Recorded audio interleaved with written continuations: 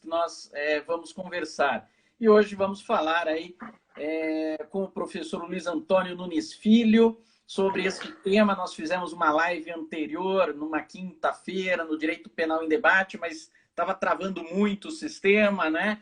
Então, tivemos a ideia aí de fazer na parte da manhã e tentar fazer aí semanalmente, ou pelo menos a cada 15 dias, um bate-papo sobre estas questões interessantes sobre o direito penal. Então, seja muito bem-vindo, professor doutor Luiz Antônio Nunes Filho, advogado criminalista. Como é que está?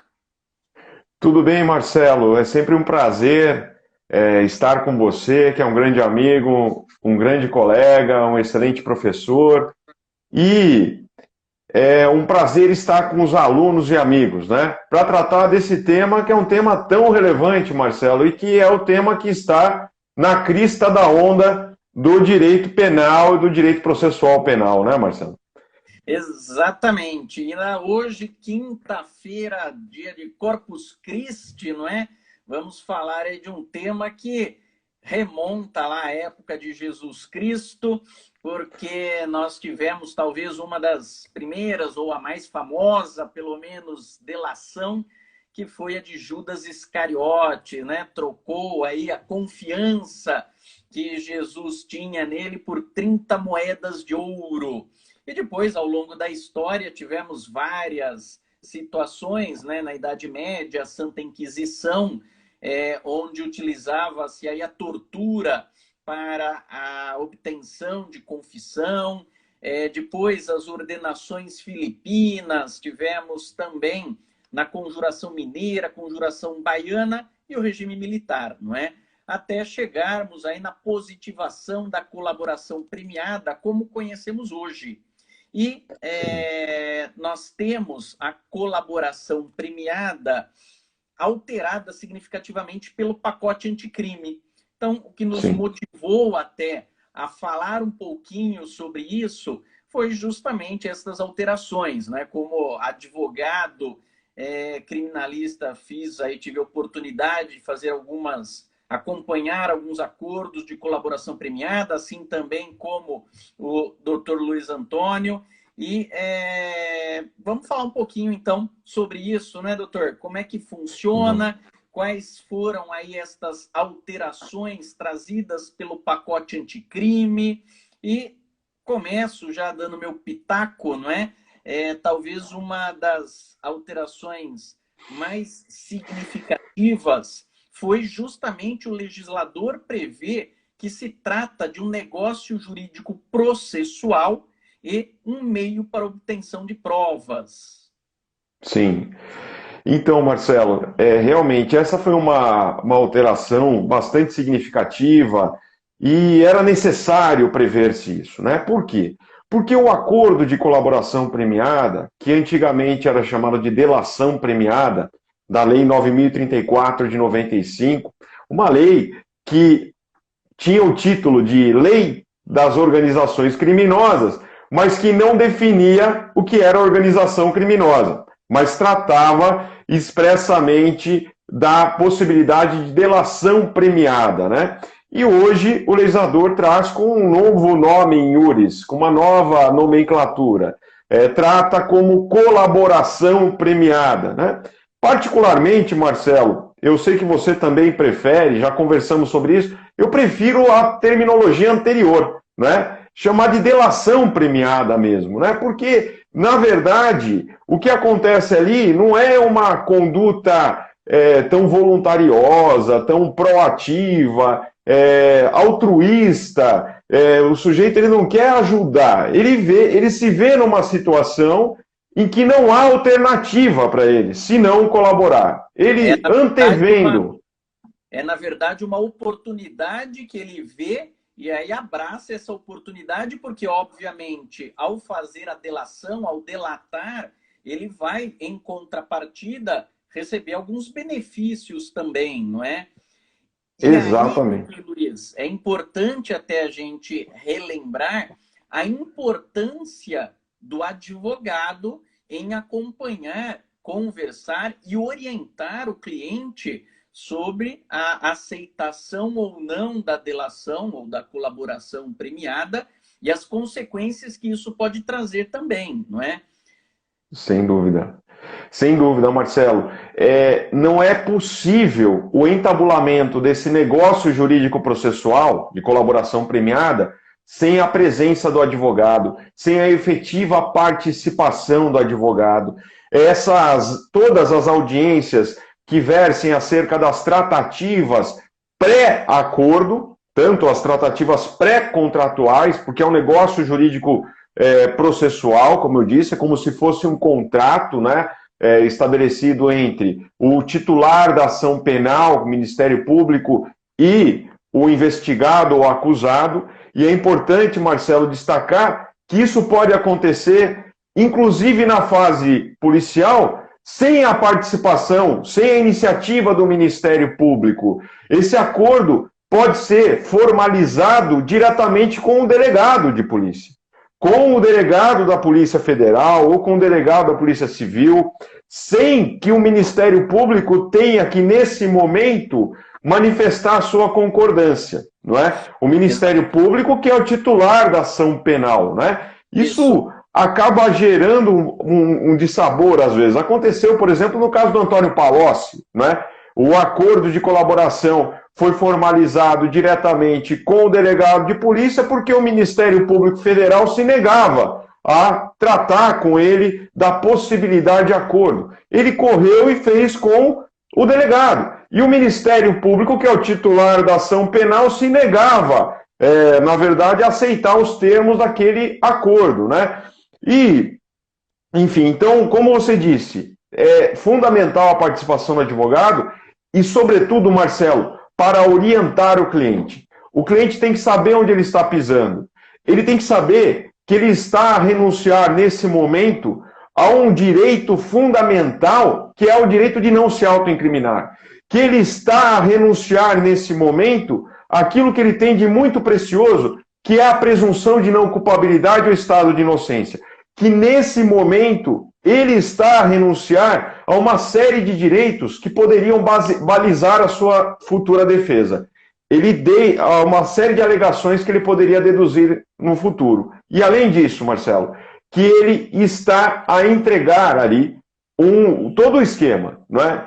Não existe a possibilidade, e é importante que se diga, de um acordo de colaboração premiada que seja, eu vou fazer um acordo, mas eu vou entregar o que eu quiser. Não. A partir do momento em que se opta por entabular um acordo de colaboração premiada, como eu disse, o sujeito ele abre mão a sua prerrogativa de não se autoincriminar e também de não incriminar terceiros, que são aí os seus comparsas, que integram aí a organização criminosa ou associação criminosa.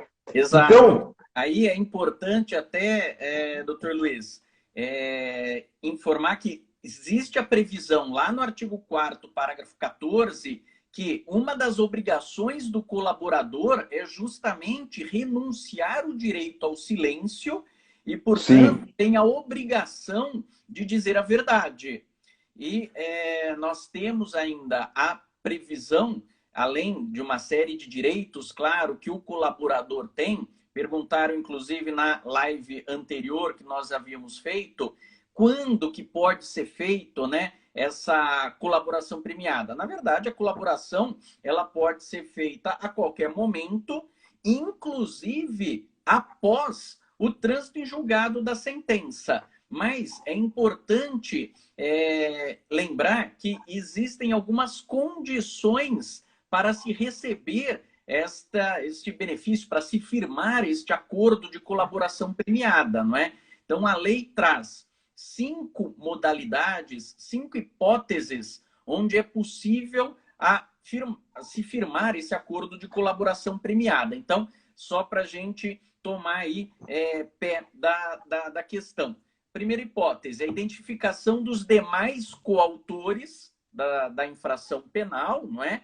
A revelação da estrutura hierárquica e da divisão de tarefas da organização criminosa, a prevenção de infrações penais decorrentes da organização criminosa, a recuperação total ou parcial do produto e a localização de eventual vítima. Então, Sim. para se firmar um acordo de colaboração premiada, é necessário que o colaborador apresente uma destas condições para a polícia ou para o Ministério Público. E o doutor Luiz estava justamente falando da questão de que este acordo pode ser feito ou na polícia, junto à polícia, e lembrando que neste caso o Ministério Público se manifesta, ou este acordo pode ser feito junto ao Ministério Público, mas sempre com a participação do advogado.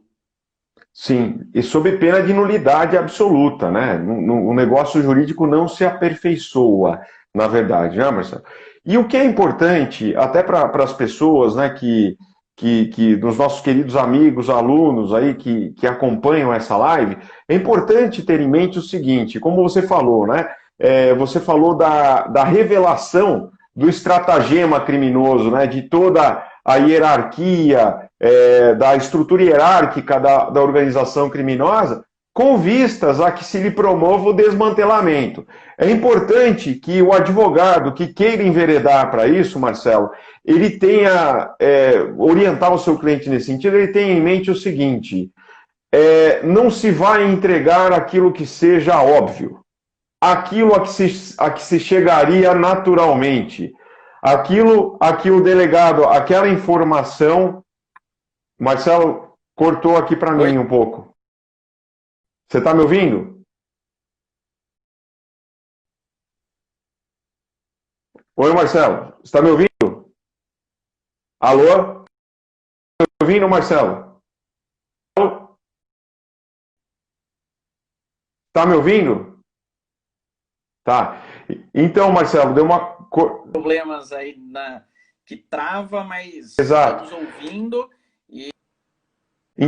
O que eu estava falando para você, Marcelo, para todos, é que o que se vê, não é aquilo que seja relevante. Não é aquela informação a que se chegaria naturalmente no transcurso das investigações. Não é.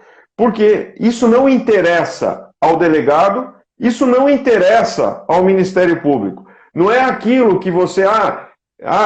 pegou o fio da meada, agora eu vou entregar? Não. É antes de o delegado pegar o fio da meada. É antes de o representante do Ministério Público pegar o fio da meada. É aquilo a que eles não chegariam naturalmente, porque os benefícios... Exato. Aí a importância do advogado, doutor Luiz, saber ter o momento adequado de apresentação da proposta. Exatamente. E você destacou, Marcelo, que isso pode realmente acontecer a qualquer tempo. De fato, pode acontecer a qualquer tempo. Mas é importante que os nossos amigos tenham em mente aí, e notadamente aqueles que estejam aí a debutar na advocacia criminal, né, que sejam muito bem-vindos, né, Marcelo? Os nossos queridos alunos que pretendam aí enveredar para a advocacia criminal, nós ficamos muito felizes e orgulhosos.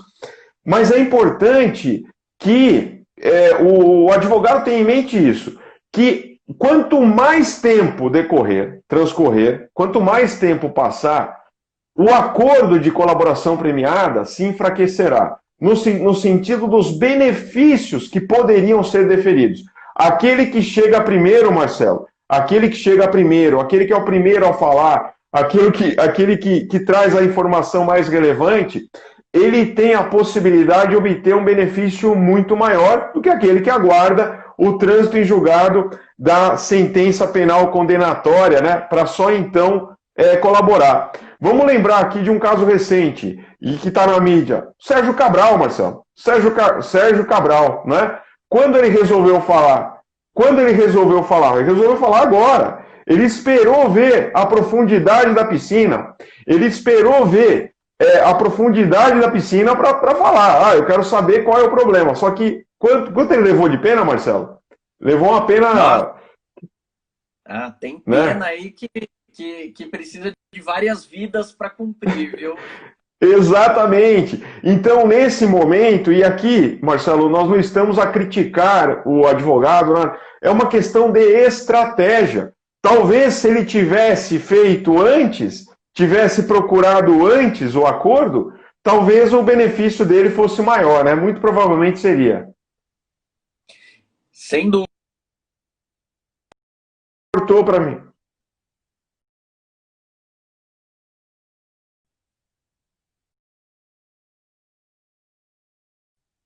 Marcelo? Dissemos que o acordo está cortando um pouquinho, né? Mas o que eu estava dizendo, importante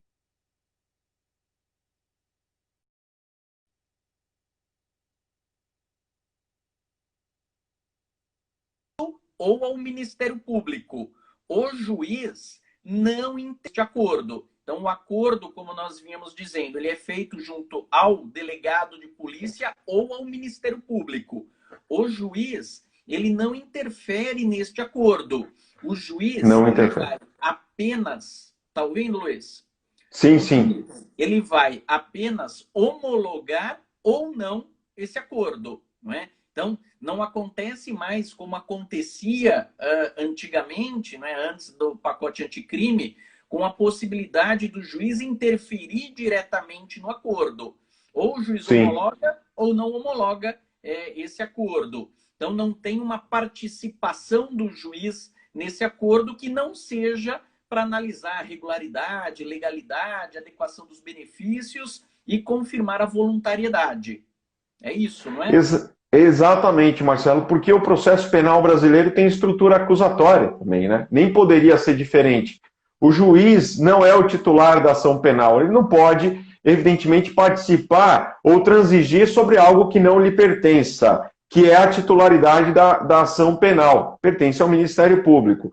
A questão interessante que nós acabamos de colocar é o delegado de polícia entabular o acordo diretamente com o investigado, sem que o Ministério Público tenha que consentir. É lógico que o Ministério Público se manifesta, mas o delegado consegue entabular esse acordo diretamente com o investigado. Esse é um ponto interessante, Marcelo, e lembrando aqui da questão do negócio jurídico processual, né?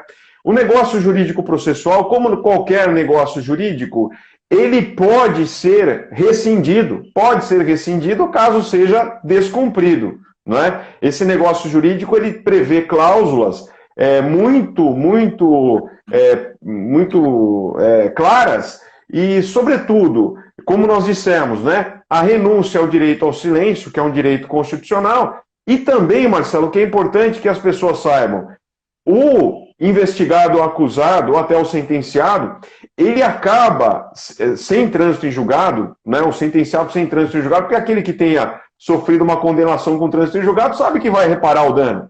Mas aquele que não tenha sequer uma condenação, ou que tenha uma condenação sem trânsito em julgado e que pretenda entabular esse acordo, ele abre mão também do direito a brigar pelos supostos proventos da prática criminosa. Ou seja, é a antecipação de um efeito da condenação, não é, Marcelo? Isso que as pessoas têm que ter em mente.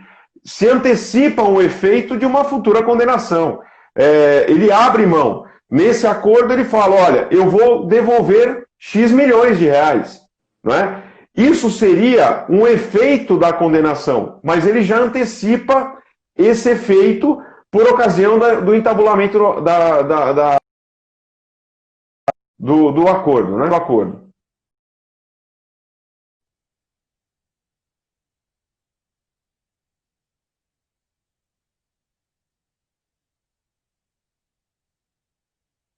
Isso, exato. O importante é lembrar os benefícios da colaboração, né? Os benefícios em lei são o perdão judicial, colaboração, perdão judicial, redução Sim. em até 2/3 da pena e substituição por penas restritivas de direitos. Aí vai mais uma vez a importância do advogado analisar, porque muitas vezes neste acordo não se consegue o perdão judicial mas uma redução em 2/3 da pena. Imagine que o réu tem a possibilidade de ser condenado a uma pena de 12 anos. Reduzindo em 12 anos a regime fechado. Reduzindo em 2/3, isso reduz a pena para 4 anos e, portanto, permite o seu cumprimento em regime aberto. Lembrando ainda, doutor Luiz, que a nova lei, né, o pacote anticrime, alterou aquelas situações bizarras que aconteceram na Lava Jato, onde você tem condenados a 100 anos de prisão que tinha regime fechado diferenciado. Ele ficava com progressão diferenciada também, não é? Sim. Deixando alguns bens que se tinha dúvida se esse bem era lícito ou ilícito com os familiares do colaborador. Quer dizer, estava muito solto, não é? E aí, a justiça penal negocial, ela precisa ser baseada no princípio da legalidade. Então, temos a Constituição Federal, embora muitos duvidem, ainda continua em vigor, não é? Então, devemos obediência à Constituição Federal. Por isso, hoje, não é mais permitido esses acordos milaborantes, malucos que foram feitos, né? Onde regime inicial ficava... não existia a regra no código, se estabelecia 100 anos de prisão em regime aberto, não é? Então, esta questão de regras do regime, requisitos para progressão de regime, isso tudo continua disciplinado pelo Código Penal. Mas como um dos benefícios é justamente essa redução significativa da pena, isso pode ser interessante para o colaborador. Mesmo que não consiga um perdão, de repente, um perdão judicial, não é? De repente, ele consegue uma redução na pena que vai impactar diretamente no seu regime de cumprimento. Sem dúvida, Marcelo. Como você disse, né? O perdão judicial é a cereja do bolo, né, Marcelo? O perdão judicial é a cereja do bolo. E até por conta disso, e quando o perdão judicial tem lugar, né, Marcelo? É importante, quando que se vai conseguir o perdão judicial, né? Para aqueles nossos amigos aí que queiram enveredar para a advocacia criminal, ou até para a magistratura, quando que se vai conseguir esse benefício, que é um benefício grandioso aí, é muito difícil ser conseguido. Ora, quando a colaboração for de tal monta que se permita chegar a uma, por exemplo, vamos imaginar o seguinte, que o sujeito tenha tido uma participação no desvio de 1 milhão, mas ele entrega o esquema de 1 bilhão, não é, Marcelo? Então ele entrega um esquema que era impensável. Quer dizer, era apenas a ponta do iceberg. Estavam cercando, o Ministério Público cercava a pulga e estava deixando o elefante passar, não é? Literalmente, ou seja, né? Estava indo atrás da pessoa errada. Exato. Numa investigação criminal, é importante dizer também que muitas vezes a polícia não sabe onde está o delito, né? Começa a procurar num palheiro até que você entrega o fio da meada. E a partir dali, ele começa a achar. Então, essa colaboração, como foi significativa, aí implica, sem dúvida, no perdão judicial, não é? Porque, e aquela história também, né, doutor Luiz? Quem chega primeiro bebe água limpa, não é? Então, exatamente. Muito. Quando você chegar lá para beber água, vai estar suja já. Então, precisa saber, não é, esse momento... se é conveniente ou não esta aceitação. Agora, uma outra questão que eu gostaria de conversar também, doutor Luiz, refere-se à não homologação, à retratação ou à rescisão da colaboração. São 3 situações distintas. Então, vamos por partes, não é? Primeiro, a não homologação pelo juiz do acordo de colaboração premiada. Quando que o juiz pode não homologar? Então, ele vai analisar o aspecto formal da delação. Então, a primeira hipótese, vamos imaginar um caso de ausência de voluntariedade. Por exemplo, houve tortura ou houve ameaça de prisão de familiares, porque nós chegamos a ver muito isso em operações anteriores, onde se prendia para que houvesse a delação. Ora, a prisão para a delação, isso implica, na forma moderna, na forma atual, de tortura. Então, eu vou prender você ou seus familiares para que você chegue a confessar, para que você chegue a colaborar. E em troca disso, eu solto o seu familiar ou solto você. Teve um procurador-geral que chegou a dizer que passarinho para cantar precisa estar preso. E aí determinava-se aí pelo Poder Judiciário, né, que é o juiz de direito, afinal, quem determina a prisão, advogado e promotor nesses casos, o Ministério Público e o advogado fazem o pedido, né, e quem decide é o juiz. Mas os juízes determinavam a prisão, né, determinavam a prisão temporária ou a prisão preventiva e se fazia, se entabulava um acordo de colaboração premiada. Hoje, isso não é permitido, né, doutor Luiz? Sem dúvida. A voluntariedade é fundamental, né? Aliás, Marcelo, a voluntariedade é elemento essencial de qualquer negócio jurídico, notadamente quando se esteja a tratar do segundo bem mais precioso, né? O meu amigo Antônio Carlos de Almeida Castro, ele brinca, o Cacai, ele brinca e ele fala o seguinte, que ele até questiona, ele fala que, lembrando Miguel de Cervantes na voz de Quixote, pela liberdade e pela honra deve-se sacrificar a própria vida, né? Então ele fala que a vida sem liberdade é uma vida indigna e na verdade, é um atributo imanente da dignidade humana. E nós temos que tomar cuidado, porque o que tem acontecido, Marcelo, é exatamente isso que você pontuou. É a banalização da prisão preventiva. Quer dizer, eu vou utilizar a prisão preventiva como instrumento de coação. Isso é um absurdo, não é? Eu vou, ou você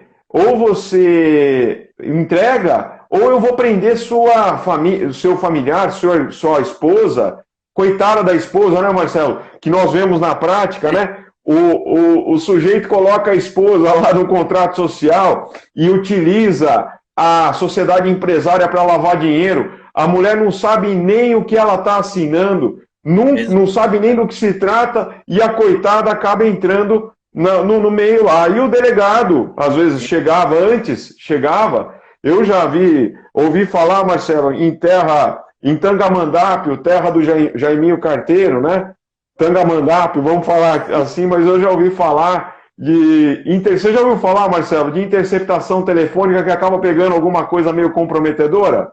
Já ouviu falar? E como? De repente uma conversa com secretária, aquela coisa toda, né? E aparece, o cara fala o seguinte, olha, imagina, coloca o áudio lá, imagina só, coloca o áudio. E fala, imaginem se sua esposa ficar sabendo disso. Então, se você fizer o acordo comigo, eu não entrego para sua esposa. Se você fizer o acordo comigo, né? Ele já pensa assim, Marcelo, até para dar uma descontraída. Ele fala, olha, eu já vou perder meu patrimônio aqui para essa operação. Nessa operação eu já vou perder parcela expressiva, se não a quase totalidade do meu patrimônio. Ainda por cima, o que sobrar, vou ter que dividir com a esposa, né, Marcelo? Vou ter que dividir com a esposa no divórcio. Não sobra nada para ele, tá perdido, viu? Mas aí é importante, então, ressaltar a consequência jurídica disso. O juiz identificando que houve ausência de voluntariedade e, portanto, coação, por exemplo, né, ameaças de prisão, etc., todas as provas obtidas são imprestáveis pela teoria dos frutos da árvore envenenada. Então, tudo sem dúvida que a acusação tentou obter ou obteve, mas de forma ilícita, isso não presta no processo. Isso tem que ser retirado do processo. E, portanto, este acordo de colaboração premiada não será homologado pelo juiz. Então, vejam, primeiro, o acordo não é homologado pelo juiz e, segundo, as provas são imprestáveis, não podem ser utilizadas no processo. Só que aí, doutor Luiz, temos uma outra situação. a possibilidade de retratação do colaborador.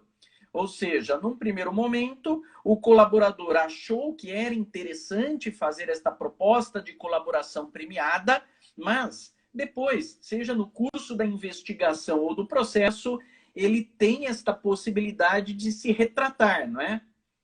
Sim, sem dúvida. E aí, Marcelo, como que vai ficar? Também, eu entendo que não se pode utilizar absolutamente nada disso, né? Porque houve a retratação por parte dele, ou seja, ele desistiu do negócio jurídico. Exato.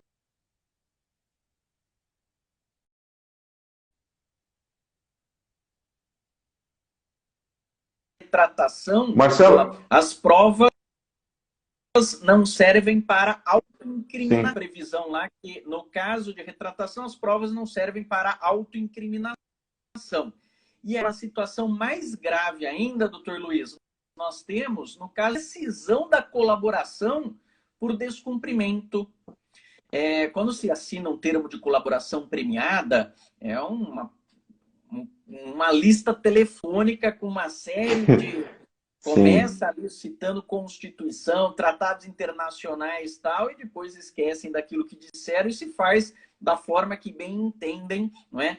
Os termos da colaboração. Mas aí, vamos imaginar que houve, então, o descumprimento por parte do colaborador, que acredito que o exemplo aí que todos conhecem, pelo menos pelo que veio na mídia, não é? Talvez não saibamos os detalhes, mas pelo que veio na mídia, e até para a gente trabalhar com esse caso, hipoteticamente imaginando que se deu desta forma, no caso do Joesley Batista, não é? Houve um acordo inicial com o Ministério Público, e aí depois estavas lá na Quinta Avenida comprando, torrando dinheiro, fora o que ele ganhou com a variação do dólar e das ações. Aí o Ministério Público vem, então, e pede ao juiz a rescisão desta colaboração. Como é que fica isso? Aí as provas, então, podem ser utilizadas? Então, Marcelo, esse é um grande problema, porque em caso de rescisão, em tese, nos termos da lei, poderiam ser utilizadas as provas, né? O que gera uma situação de absoluto desequilíbrio.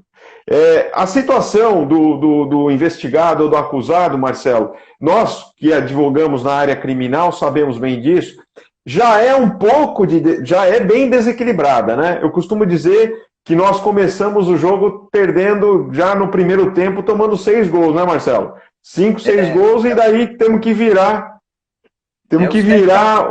Advogado criminalista é o eterno 7-1, né? Você já começa 7-1, você entra na partida que tá 7-1. E aí, para revirar isso, não é? Exato. E daí a gente... Forçando, doutor Luiz, as hipóteses legais, então, de rescisão, então, lá no parágrafo 17 e 18 do artigo 4º, são duas situações, né? No caso de omissão dolosa sobre os fatos objetos da colaboração e se não cessar a conduta ilícita objeto da colaboração.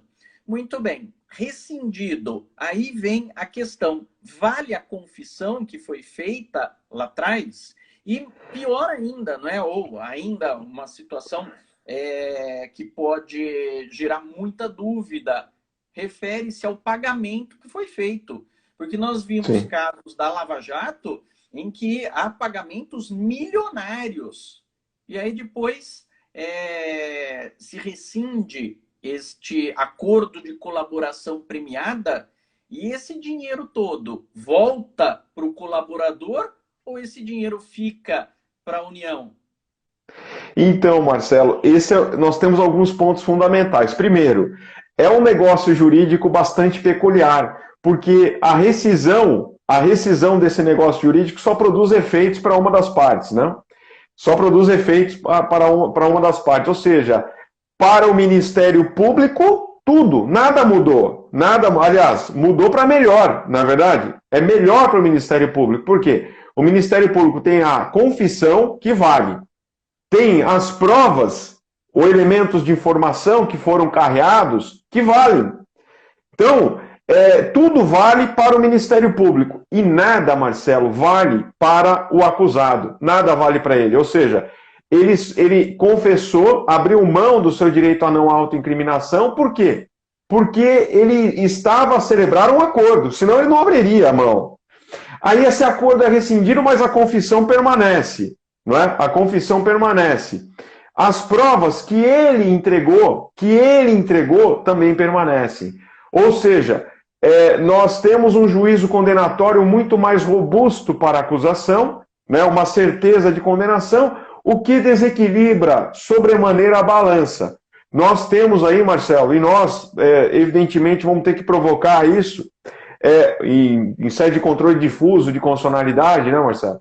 Enquanto não se provoca em sede de controle concentrado. Mas, na minha opinião, Marcelo, e até levantando um debate aqui com você, eu acho que a ofensa ao princípio da isonomia, assim, de forma gritante, ao princípio da razoabilidade, princípio, né, o Ministério Público ele fica numa situação muito, muito mais benéfica, porque, vejam bem, por que existe, Marcelo, a presunção de não culpabilidade no processo penal?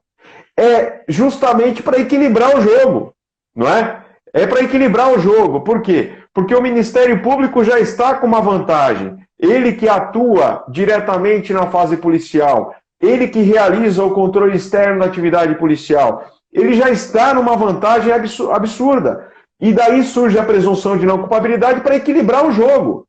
Agora, nesse caso, o que a lei fez, Marcelo? Desequilibrou completamente. Quer dizer, o negócio jurídico é rescindido, que é um negócio jurídico processual é rescindido, e aí a União recebeu dinheiro, né, Marcelo? Por exemplo, a União ou a Fazenda Estadual, enfim, recebeu dinheiro, recebeu milhões de reais, e esse dinheiro que a União recebeu, o acordo foi rescindido, mas os efeitos patrimoniais do acordo permanecem. O acordo foi rescindido, mas a confissão permanece. O acordo foi rescindido, mas aquelas provas trazidas permanecem. E aí, Marcelo, eu trago uma outra provocação para você, né? Isso tudo, Marcelo, são problemas que nós, advogados criminalistas, já estamos a enfrentar. E nós vamos ter que provocar, né? Se ninguém provocar em controle concentrado, nós, advogados, vamos ter que suscitar essa questão em controle difuso. Vamos ter que bater, chegar lá em recurso extraordinário, bater as portas do Supremo Tribunal Federal, dizendo o seguinte, olha, aqui houve violação ao princípio da isonomia, e vamos ver o que o Supremo vai dizer. Mas um outro ponto importante, Marcelo, é o seguinte, no bojo da colaboração premiada, às vezes acontece o quê? Vamos imaginar o seguinte, vamos nos colocar no exemplo, né, Marcelo? Colocar os outros no exemplo é complicado, mas vamos colocar nós dois. Vamos imaginar o seguinte, vamos imaginar, Marcelo, você que é corintiano, então acaba tendo exatamente. Eu não vou falar mal da minha clientela também, né? A maioria é corintiana. Eu não posso, senão eu perco o cliente, Marcelo. Mas olha só, brincadeiras à parte, eu vou falar o seguinte, vamos imaginar que não se fosse chegar ao Marcelo. Marcelo estava fora. O Marcelo, olha, com essa cara de milionário aí, o Marcelo é o investidor. O Marcelo é aquele cara que está no ar-condicionado com o terno Ricardo Almeida, tomando champanhe e uísque lá, tranquilo. Marcelo não coloca a mão. Eu, Luiz, coitado de mim, Luiz, sou aquele que vai fazer um negócio sujo mesmo. E aí, o que acontece, Marcelo? Eu vou e na minha colaboração premiada, entrego quem? Marcelo. Eu entrego o Marcelo. Eu falo, olha, tem uma pessoa aqui que vocês nem imaginam. O Marcelo é o cara acima de qualquer suspeita, aquele empresário super bem sucedido que vem de iate, né? Que vem de jatinho aí. Na verdade, esse cara é um traficante de drogas, por exemplo, né? Eu entrego o Marcelo. E aí, Marcelo, o que acontece? Eles falam, é verdade? Mas o que você tem contra o Marcelo? Eu falo, olha, o que eu posso dizer a vocês é que o Marcelo é o investidor. Mas o que você tem contra o Marcelo? Ele falou, olha, o Marcelo é esperto, eu não tenho tanta coisa na mão agora, mas dá para provar. Querem ver? Eu consigo provocar algumas conversas com o Marcelo. Aí eles falam, interessante. Então nós vamos representar aqui pela realização de pelo deferimento de escuta ambiental envolvendo o Marcelo, que depende de autorização judicial. E a partir da minha colaboração, com algumas evidências que eu trouxe, a autoridade policial ou o Ministério Público faz o requerimento, a autoridade policial representa, ouvido o Ministério Público, pela escuta ambiental. Ou seja, vamos provocar para quem está assistindo aqui, né, para os alunos do começo do curso, o que é uma escuta ambiental? É a captação do teor de uma conversa desenvolvida em determinado ambiente físico entre pelo menos dois interlocutores, por um terceiro estranho à conversa, mas com o prévio consentimento de um deles. Eu sou o interlocutor que sabe. Até, doutor Luiz, só para lembrar aí os nossos ouvintes que nessa linha existe, inclusive, a possibilidade de suspensão da denúncia pelo prazo de meses, podendo ser prorrogado, inclusive, com a suspensão do prazo prescricional também, não é? Justamente Sim. Nesse intuito aí, de repente, de se obterem mais provas. Exato. E daí, Marcelo, foram obtidas essas provas. Aparecemos nós ali fazendo negócios, Marcelo, né? Então a Polícia Federal com seu microfone de última geração, com a sua câmera de altíssima resolução, pega o Marcelo lá, pega a gente lá no escritório do Marcelo, tomando uísque, não é? Com gelinho com água de coco, fazendo negócios escusos. E capta tudo, ou seja, aquelas evidências que até então não havia contra o Marcelo apareceram. Aí eu pergunto a você, Marcelo, que é uma questão que nós vamos ter que abordar na prática. E a legislação, ao que me parece, silencia nesse ponto. E essas evidências contra você, nesse exemplo que eu dei? O que vai acontecer? Não é? Elas podem permanecer com a rescisão do negócio jurídico processual? Quer dizer, é correto que permaneçam? Aquilo que legitimou, que foi o estopim da escuta ambiental, desapareceu, que é o negócio jurídico processual. Como que fica isso, Marcelo? Exatamente, uma excelente questão, e como você disse, doutor Luiz, a gente vai ter que levar isso para discussão no Poder Judiciário. Conhecendo bem o tribunal aqui em São Paulo, provavelmente vão dizer que não, é você que deu causa à rescisão e, portanto, todas as provas são válidas porque não pode se valer da própria torpeza. E aí se beneficia um lado, que seria a acusação disso, e você acabou sendo severamente prejudicado por causa dessa situação. Só que aí, doutor Luiz, vem inclusive aquela questão que você falou da boa-fé e da lealdade processual, não é? Porque estes problemas podem acontecer, e aí vamos até trazer para o lado da defesa também, vamos imaginar que um advogado queira ardilosamente apresentar um documento na colaboração premiada que ele sabe que a polícia pode chegar nesse documento. Então, você já apresenta esse documento e depois faz a retratação da delação. Você faz a delação, apresenta o documento e faz a retratação. Ora, a consequência é que as provas apresentadas não servem para autoincriminação. Mas e aí, Sim. comprovado que houve má-fé, não é? Do mesmo lado, nós temos a acusação, o Ministério Público, de repente, agindo de má-fé para obtenção de outras provas e, às vezes, obtenção de provas para delitos que sequer permitem interceptação telefônica, isentando alguma prova para gerar nulidade dessa prova posterior à importância objetiva que se tem nesses contratos, não é? E um contrato, uma vez rescindido, ele está rescindido, doutor Luiz. Nós não somos especialistas em processo civil.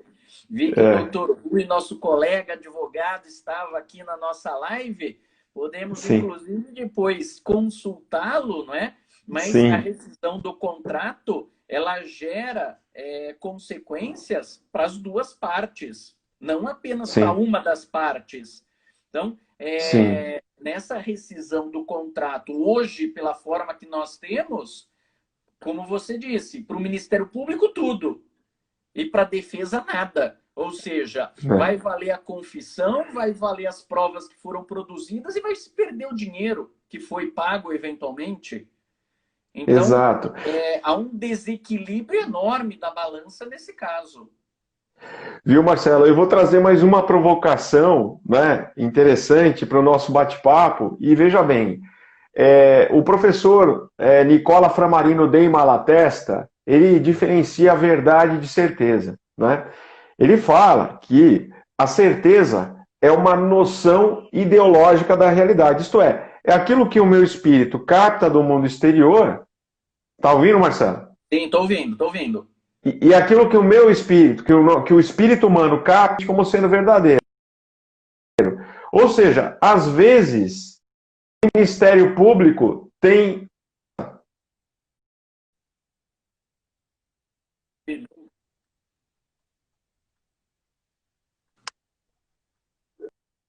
Está cortando aí Voltou. Voltou me ouvindo, Marcelo? lá do Malatesta, não é? Um grande doutrinador no que se refere de provas. Então, Mas exatamente. voltou. Voltando aqui para quem está assistindo ter acesso a esse conceito. Então, ele diz que a certeza é a noção ideológica da realidade. É aquilo que o espírito humano capta do mundo exterior e admite como sendo verdadeiro. Então, a certeza não se confunde com a verdade. Porque a verdade é a perfeita conformação, diz Malatesta, entre aquilo que o espírito humano capta do mundo exterior e aquilo que efetivamente aconteceu. Só que tem um problema, Marcelo. O Ministério Público, às vezes, atua de forma assodada, de forma precipitada. O Ministério Público, às vezes, tem a impressão de que o colaborador mentiu, de que ele omitiu algum fato. Ele cisma que omitiu e pede a rescisão. Mas pede a rescisão com base nessa noção ideológica da realidade. Vamos imaginar o seguinte, que o juiz rescinda. E vamos imaginar, Marcelo, vamos imaginar, o acordo foi rescindido. Ótimo. Seguiu-se com a instrução e, mais uma vez, né, nós vamos ter que brigar muito por isso, Marcelo. Nós vamos ter que brigar muito, porque para o Ministério Público tudo, para nós, defesa, nada, né? Aí chega-se ao decreto, ao édito condenatório, aí pena de 100 anos de reclusão. Tá? Regime muito fechado, né? 100 anos de reclusão, regime extremamente fechado, né? Regime inicial. Aí, Marcelo, vamos imaginar que depois, Marcelo, depois se venha a descobrir que essa conjectura do Ministério Público, que aquilo que o Ministério Público imaginara não aconteceu. Que, na verdade, não houve omissão. Aí eu te pergunto, Marcelo, com base nessa informação, seria viável o ajuizamento de uma ação de revisão criminal, objetivando ao restabelecimento daquele acordo de colaboração premiada que foi indevidamente rescindido?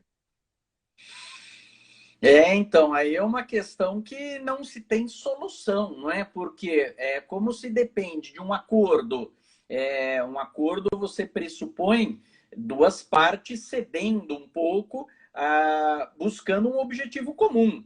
A acusação quer facilidade na investigação para uma condenação e obtenção de outras provas, ou liberação de vítima, que seja, enquanto a defesa quer uma redução de pena. Você entabula um acordo nesse sentido.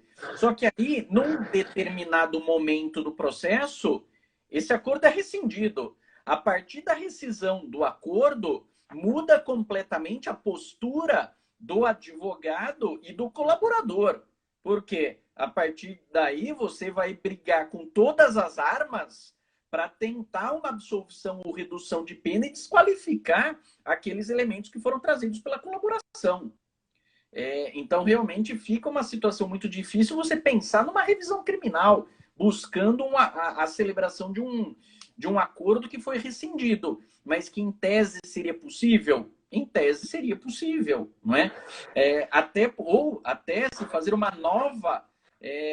novo acordo, uma vez que, até depois da sentença, a possibilidade da colaboração, não é? Não vai ter os mesmos benefícios, vai ser apenas uma redução de pena da metade e progressão de regime sem a obtenção dos requisitos objetivos.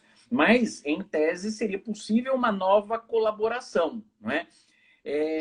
E aí entra também, doutor Luiz, numa questão muito delicada, que é saber se o Ministério Público, por exemplo, para recusar a proposta de colaboração premiada, ele precisa justificar essa recusa, ou seja, a recusa ou a aceitação, não é, da colaboração premiada é ato discricionário do Ministério Público ou é um direito subjetivo do réu?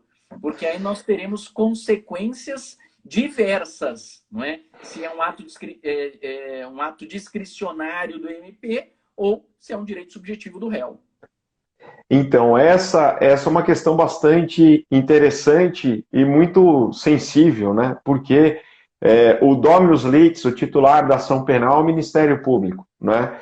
Então, ele que está querendo transigir ou não. De outro lado, Marcelo, eu particularmente entendo o seguinte, que estando preenchidos aqueles requisitos legais que você pontuou muito bem no começo, ou seja, que permita o desmantelamento, a localização de ativos, a localização de outros coautores ou partícipes e assim por diante, né? A recuperação do maior valor possível aí dos proventos da prática criminosa. Eu, particularmente, na condição de advogado e na condição até de professor, entendo que não pode haver uma discricionariedade para o Ministério Público, né, a esse ponto. Ou seja, de falar, mas por quê? Que nem criança birrenta, não quero porque não quero. Por quê? Porque não. Porque eu sou o dono da bola. Eu entendo que tem que fundamentar bem, sob pena de caracterização de constrangimento ilegal. Por quê? Porque isso pode trazer um benefício muito grande aí para o investigado. E ele não pode ser privado injustamente de ter acesso a esse benefício, né? Que pode até trazer um perdão judicial ou uma redução de até 2/3 da pena, né? De repente, que possibilite aí o cumprimento no regime mais brando, né? Inicial mais brando, ou até a substituição por restritiva de direitos. Então, eu entendo que não se pode colocar nas mãos do Ministério Público, porque, aspas, ele é o dono da bola, ele é o titular da ação penal, não se pode colocar um poder absoluto de falar assim, eu não quero fazer com esse, eu quero fazer com outro, eu faço, com esse eu não faço. Por quê? Porque eu não quero. Então, tem que fundamentar, sim, eu entendo que tem que fundamentar, sob pena de caracterização de constrangimento ilegal. Da mesma forma que o juiz, para não homologar, tem que fundamentar muito bem. Tem que fundamentar muito bem. Certo? Exato. Sob e aí pena. vem justamente essa questão, doutor Luiz. É necessário lembrar, mais uma vez, não é, reforço, que a Constituição de 88 continua em vigor.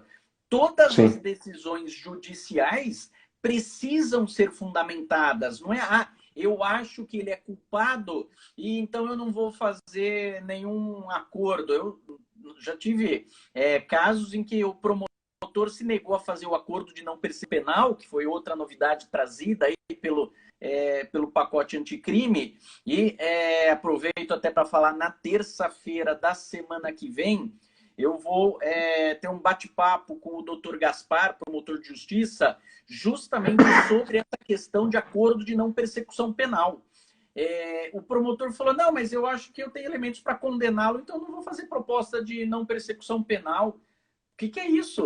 É direito subjetivo do réu, não é? Exato. E qualquer decisão, seja do juiz, seja do Ministério Público, ou mesmo do delegado de polícia, precisam ser fundamentadas, sob pena, inclusive, de mandado de segurança. Não Sem quero, dúvida. vou indeferir esse acordo de colaboração premiada, ou não vou fazer o acordo de colaboração premiada. Ora, mas se é um direito subjetivo do réu, preenche todos os requisitos. Está passando a informação para o Ministério Público. Embora você tenha o termo de confidencialidade, é importante relembrar isso também, né, doutor Luiz? Existe um termo de confidencialidade com a proposta de colaboração premiada, no entanto, você já entregou o ouro para o bandido, não é? Ele sabe onde puxar, qual linha puxar. Então você faz a proposta, não aceito, não quero essa proposta. Tem o termo de confidencialidade, ele não pode usar as informações, mas ele já sabe onde buscar, não é? Exatamente. Então, você está desequilibrando mais ainda a balança. Exatamente, Marcelo. E ainda nessa senda aí, até muito interessante essa sua colocação, né? E até trazendo um exemplo prático, falando do acordo de não persecução penal, né?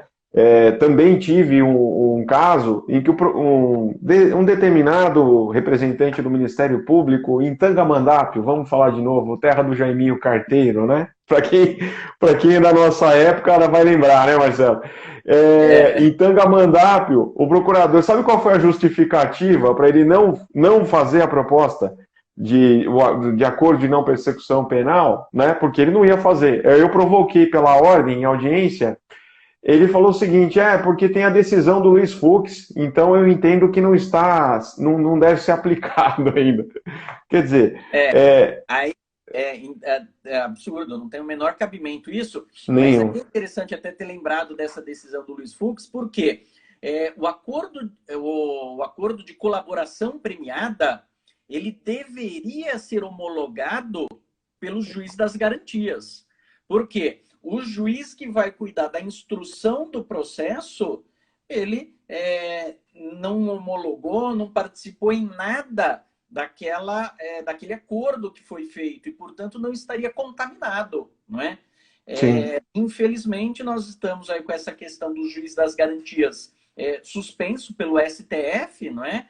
E é curioso que se suspende o juiz das garantias, mas não se suspende o aumento de pena de 30 para 40 anos, sendo que a fundamentação para as duas ADINs que estão tramitando no STF foram exatamente a mesma, não é? Não houve o impacto, a observância e um estudo de impacto financeiro que isso vai causar.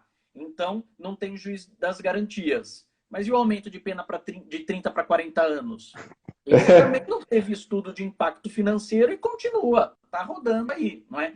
Então, a gente precisa lembrar aquele ditado popular que diz: pau que bate em Chico, bate em Francisco. Então, se de um lado por um motivo, o outro, se tem o mesmo motivo, também tem que ser suspenso, não é?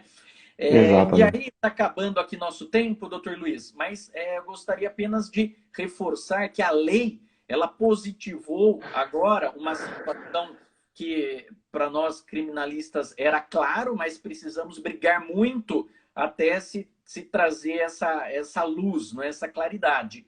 O delatado, ele se manifesta no processo penal sempre depois do delator, não é? Então, isso ficou claro agora na lei, essa questão de quando o colaborador se manifesta e quando o delatado, não é, se manifesta. Então, o colaborador, ele está colaborando com quem? Com a acusação. Então, o colaborador vai se manifestar primeiro. E, por último, para exercer a ampla defesa, você tem a manifestação, então, do delatado sob pena de nulidade. Exato. Marcelo, muito bem colocado essa questão do juiz das garantias, que resolveria um grande problema também, né, Marcelo?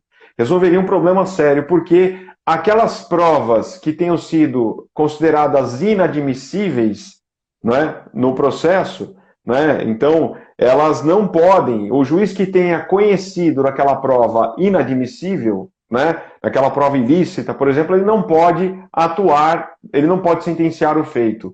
Por quê? Ainda que ele determine o desentranhamento dessa prova, não é? Ainda que ele determine o desentranhamento da prova, isto é, que a prova não esteja mais nos autos, a psique do magistrado já foi influenciada, né? E aí, voltando para essa questão, quem deveria homologar esse acordo seria o juiz das garantias. O juiz das garantias está suspenso. E o juiz que não homologa o acordo, ele teve contato com as informações. Ele, aspas, não vai utilizar isso, mas ele já